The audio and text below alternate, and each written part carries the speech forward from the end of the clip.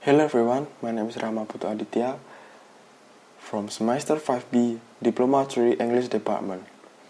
Today I will gonna present you about summary of English Correspondence Unit 1.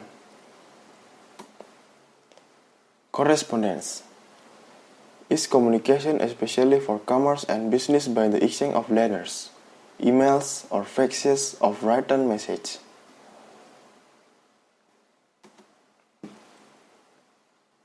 Letters. Layout 1. Block format. A. Sender address. In correspondence that does not have a letterhead, the sender's address is placed in the top right-hand corner of the page. It is also acceptable, but less common, to place it in the top left-hand corner. B. Date.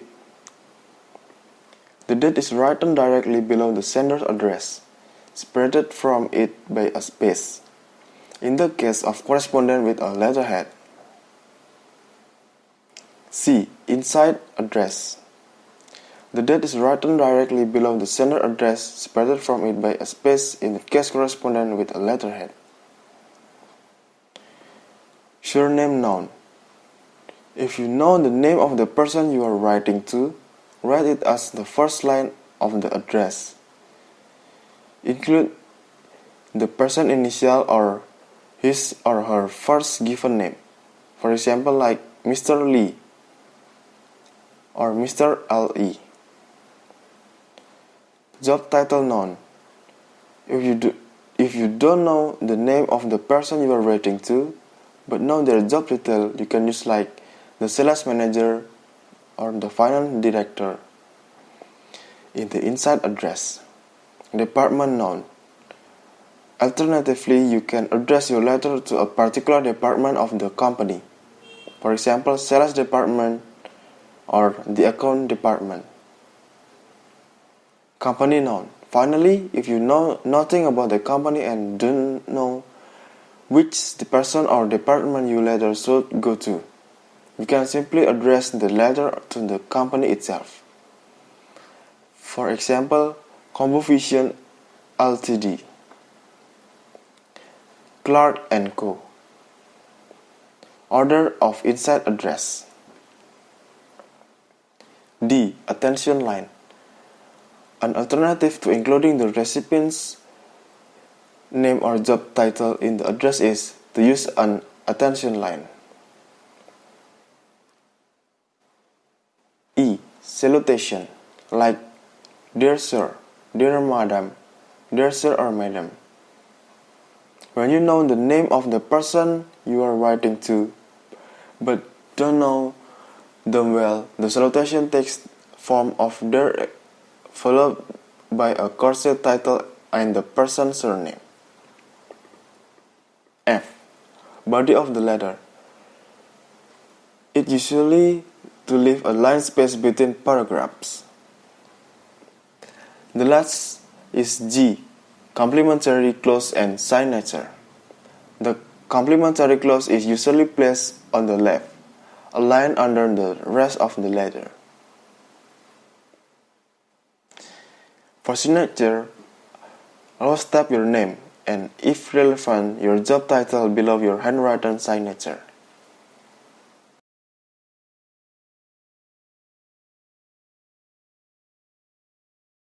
Layout 2. Modified block. A. Letterhead. Type of company. It means Ltd after company. The name indicates that it has a limited liability, or PLS, Public Limited Company. Board Directors.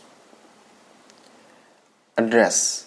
The letterhead may also give the address of the head office or registered office. If different, the address of many branches or other offices the company owns.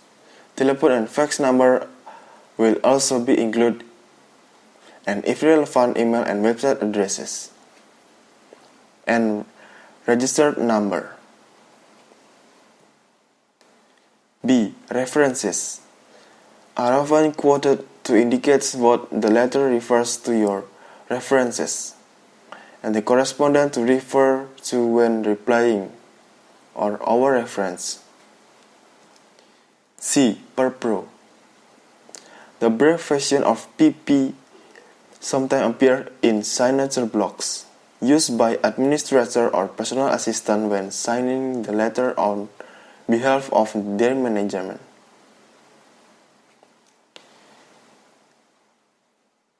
D. Job title. It is a good idea to include your job title in signature block. E. Enclosures. If there are any document enclosed with a letter, although they may be mentioned in the body of the letter, it is also common to write an ENCL or below the signature block.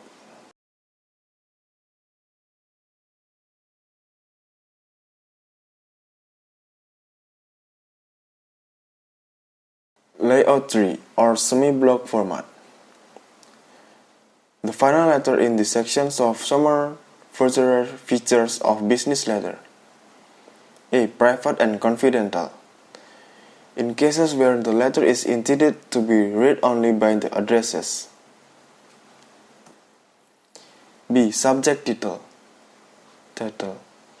Introducing the subject in the first paragraph immediately draws attention to the topic of the letter and allows the writer to refer to it throughout. C. Copies.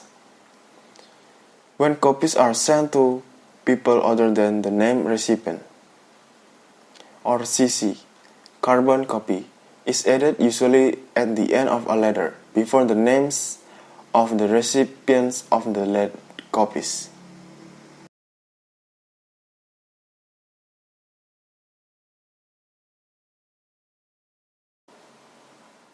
Two. Faxes. A fax is telephonic transmission of scanned print material, text or images, usually to a telephone number associated with a printer or other output device. Faxes. A. Definition. B. Preparing for transmission. Check that you have the correct fax number. Check the paper on which your message is printed or written is suitable. Before using the machine, check that you know how to dial, cancel, clear a paper jam, and send. Most companies use their own handed fax transmission. Form of fax messages like to, from, fax number, subject, date, pack, or style. Generally, faxes are similar to the letter in style, level or formality, and the use of conventions. However, a fax may be shorter and the legs more direct like an email.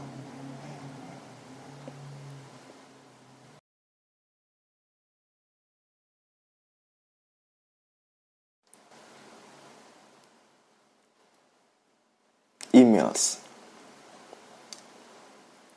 A. Advantages.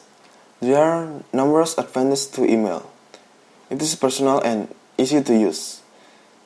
It can be used both within and between companies and is an effective way to communicate quickly and easily with people all over the world. It is especially useful for short messages and for everybody correspondence. B. Disadvantage. The disadvantages of email include technical problems, which may result in the unexpected non-delivery of messages or attachment arriving in the unreadable form.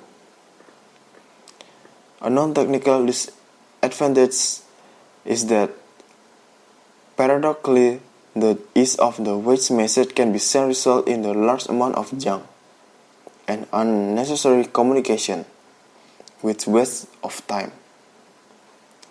C. Email address. Typical email addresses look like this.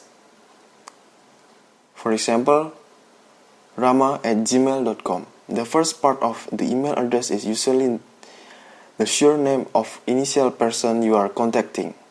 On the name, if it is a department, the second part, which appears immediately after the at, is the name of organization or country, or again in abbreviation of it, usually in the last part of the address including the domain name suffixes referring to the type of organization.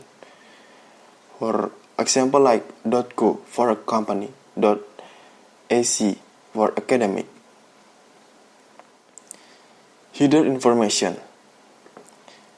The header gives essential information about the messages, in addition to the basic details shown in the sample, including the attachment. E. Messages text. The presentation of the text is email usually less formal than in a letter, but it depends to who we send the email. If formal or business, we should pay attention the message text. Signature block. This is like the signature block in a letter, although it usually includes more details. The sender's company or private address and the telephone fax number. Style. In general, email messages follow the style and convention used letter or faxes. Do not confuse personal messages with business message. In business message, the same rules of writing apply as for a letter. Write clearly and carefully. Keep your email messages short and to the point. Check your email messages for mistakes before you send it.